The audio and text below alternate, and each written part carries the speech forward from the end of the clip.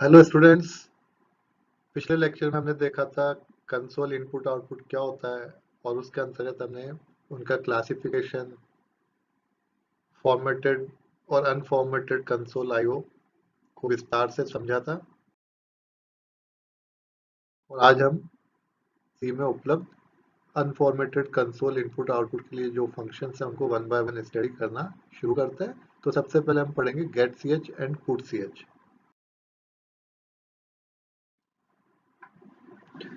और get C H put C H को शुरू करने से पहले थोड़ा सा रिवीजन।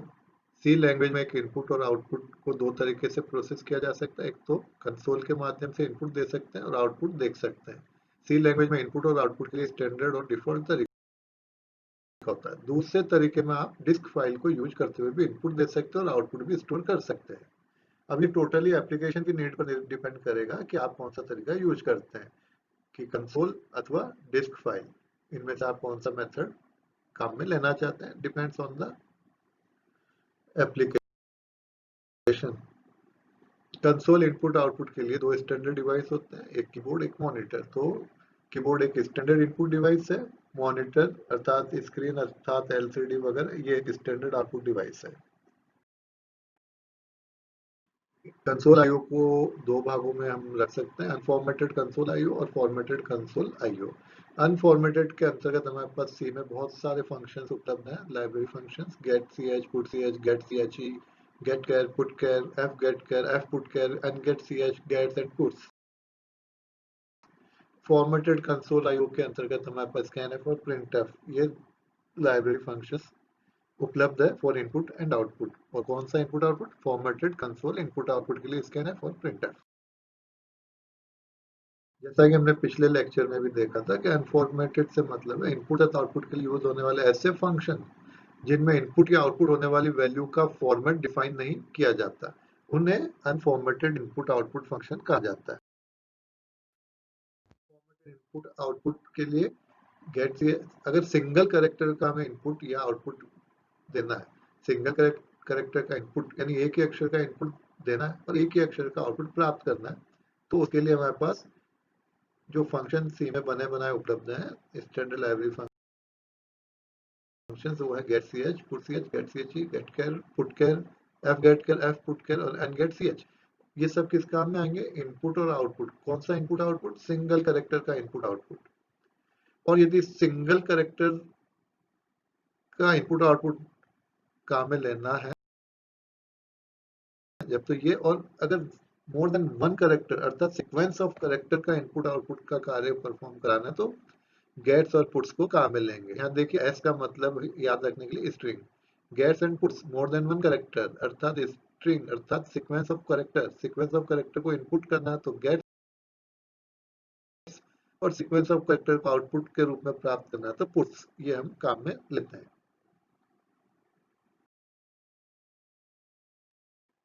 अब हम गेट सी एच और पुट सी एच को उदाहरण सहित समझते हैं।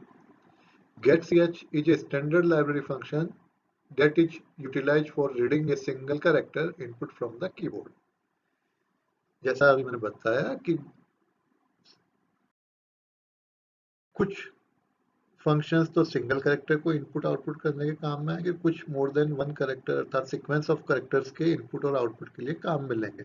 तो मोर देन वन कैरेक्टर अर्थात सीक्वेंस के लिए तो हम काम में ले रहे हैं गेट्स और पुट्स, और बाकी के अर्थात रिमेनिंग जो है वो सिंगल कैरेक्टर के लिए काम में लिए जा रहे हैं। तो गेट सी एच और पुट सी एच, इनमें गेट सी एच जैसा नाम से पता लग रहा है, गेट यानी प्राप्त करना अर्थात इनपुट, पुट सी एच यानी स्क्रीन पर रख देना अर्थात आउटपुट। तो गेट सी एच इनपुट के लिए और पुट सी एच आउटपुट के लिए काम में आएगा। तो पहला चीज तो ये निश्चित हो गया, गेट सी एच इनपुट के लिए, पुट सी एच आउटपुट के लिए। अब get C H single character का input, put C H single character का आउटपुट का कार्य करेगा। इनपुट कहाँ से देना है? कीबोर्ड से। आउटपुट कहाँ प्राप्त करना है? मॉनिटर पर। तो ये आपको क्लियर हो गया होगा। गेट सी एच क्या करता है? स्टैंडर्ड लाइब्रेरी फंक्शन है जो इनपुट के लिए काम में आएगा, that is utilized for reading a single character input from the keyboard, whereas puts function is used to output a single character on the screen। और इनकी जनरल फॉर्म क्या होगी अर्थात syntax, these two have the following syntax। Get C H लिखेंगे, parenthesis लगाएंगे इसके सामने, नाम के आगे गेट ch के आगे क्या लगाएंगे, पैरेंथेसिस और सेमीकोलन। पुट ch पैरेंथेसिस लगाएंगे, लेकिन पैरेंथेसिस में हमें क्या लिखना है, कोई वेरिएबल का नाम और सेमीकोलन। तो यहाँ गेट ch के आगे जो पैरेंथेसिस है, यहाँ कुछ भी मौजूद नहीं है, अर्थात कोई भी आर्ग्यूमेंट नहीं लिखा गया है। जबकि पुट ch के आगे जो पैरेंथेसिस है उसमें कुछ लिखा गया, एक वेरिएबल का नाम जिसे हम कहते हैं आर्ग्यूमेंट ऑफ द फंक्शन। तो पुट ch विद आर्ग्यूमेंट, ये विदाउट आर्ग्यूमेंट है। The getCH function does not take any argument but returns the character that is entered from the keyboard without echoing it on the screen, and it can be assigned to a variable. The putch function needs an argument. जैसा भी मैंने बताया, putch के आगे bracket में हमें argument लिखना है और getch में कोई आर्ग्यूमेंट नहीं लिखना है। तो the putch function needs an argument which can be a variable of character type. putch में ब्रैकेट के आगे जो आर्ग्यूमेंट होगा वो क्या होगा, कोई वेरिएबल का नाम होगा, और वो वेरिएबल की डेटा टाइप कैसी होगी, कैरेक्टर टाइप की। So the putch function needs an argument which can be a variable of character type containing a character to be displayed on the screen. Argument में क्या क्या हो सकता है, कैरेक्टर टाइप का वेरिएबल अथवा खुद कैरेक्टर कांस्टेंट भी हो सकता है। कैरेक्टर कांस्टेंट मतलब single character enclosed in single quotation, वो डायरेक्टली भी यहाँ मौजूद हो सकता है। Alternatively, the character itself enclosed in a pair of single quotes can be given as an argument to the putch function. तो getch विदाउट आर्ग्यूमेंट होगा, input के लिए होगा सिंगल कैरेक्टर का input from keyboard. putch with argument होगा, screen पे output दिखाएगा। Argument क्या क्या हो सकता है, कैरेक्टर टाइप का वेरिएबल अथवा कैरेक्टर कांस्टेंट इटसेल्फ। महत्वपूर्ण बात, these two functions are declared in the header file conio.h, and this header file should be included in the beginning of the program by the statement #include conio.h। अर्थात जब भी हम getch putch को programme में काम में ले रहे हैं तो हमें एक फाइल प्रोग्राम के बिगनिंग में, शुरुआत में इंक्लूड करनी होगी।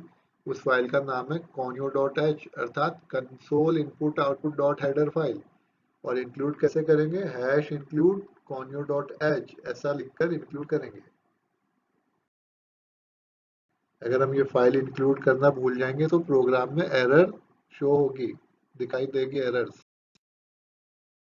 एक एग्जांपल के द्वारा समझते हैं जो भी हमने अभी तक पढ़ा है।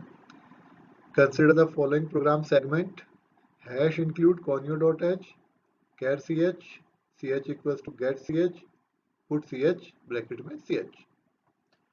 तो ये प्रोग्राम का कोई सेगमेंट है, आप समझ सकते हैं। मैंने एक फाइल इंक्लूड करी conio.h, फिर मैंने एक वेरिएबल लिया है कैरेक्टर टाइप का, वेरिएबल का नाम है ch, और ये असाइनमेंट ऑपरेटर के द्वारा ch में वैल्यू असाइन करवानी है। कौन सी वैल्यू असाइन करानी है, कौन सी वैल्यू स्टोर करानी है ch नाम के वेरिएबल में, जो गेट ch के द्वारा इनपुट होगी वो वैल्यू हम अल्टीमेटली ch नाम के वेरिएबल में स्टोर करवा देंगे। पुट ch और ब्रैकेट में लिख दिया आर्ग्यूमेंट। आर्ग्यूमेंट अभी भी मैंने बताया था कोई भी कैरेक्टर टाइप का वेरिएबल हो सकता है। तो यहाँ मैंने लिखा पुट ch ब्रैकेट में कैरेक्टर टाइप का वेरिएबल ch।